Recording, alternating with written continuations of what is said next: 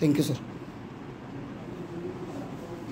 আমরা ত্রিপুরা রাজ্যে পানীয় জল সরবরাহ এবং কৃষিতে জলসেচের সঙ্গে যারা যুক্ত যে সমস্ত ফার্মগুলি চলে তাদের যে অপারেটররা আছে তাদের অবস্থা অত্যন্ত করুণ। তাদের দীর্ঘদিনের কতগুলো সমস্যা, আমরা আগেও এই সমস্যাগুলি নিয়ে একাধিকবার দপ্তরের দৃষ্টি আকর্ষণ করছিলাম, এখনও তেমন কোনো সুরাহা হয়নি। তাদের এই সমস্যাগুলির ভিত্তিতে 11 দফা দাবিতে আজকে আমরা পঞ্চায়েত অধিকর্তার সঙ্গে আলোচনায় মিলিত হওয়ার জন্য এখানে এসেছি।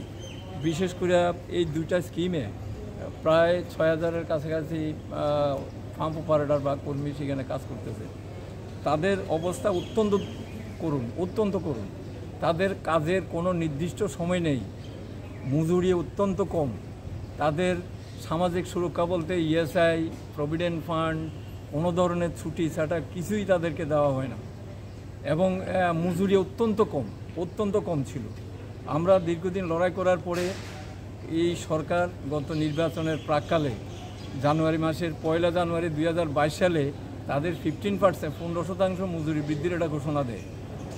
তো এই ঘোষণার পরিপ্রেক্ষিতে আমরা যেটা লক্ষ্য করলাম যে বিশেষ করে যারা পৌর নিগম এবং বিভিন্ন পৌর পরিষদ এলাকায় যে সমস্ত পানীয় জল সরবরাহের স্কিমগুলি আছে সেখানে 354 জন অপারেটর কাজ করে, তাদেরকে অদ্যাবধি সেই ঘোষণা অনুযায়ী সেই বর্ধিত মজুরি এখনও তাদেরকে দেয়নি।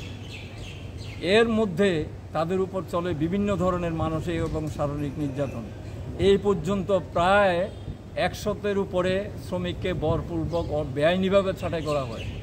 এর বিরুদ্ধে হাইকোর্টে মামলা করি আমরা সিআইটির পক্ষ থেকে, শ্রমিকদের পক্ষ থেকে বেশ কিছু মামলায় আমরা শ্রমিকেরা জিতে, কিন্তু কোর্টের নির্দেশের পরেও বেশ কয়েকটি জায়গাতে অদ্যাবধি যাদেরকে কাজে নিয়োগ করার কথা কোর্ট নির্দেশ দিয়েছেন তাদেরকে কাজে ফিরিয়ে নিতেছেন না, বিভিন্নভাবে জানাই করে এদের জায়গাতে অন্যদেরকে ঢুকিয়ে দেওয়ার চেষ্টা তারা করতেছে।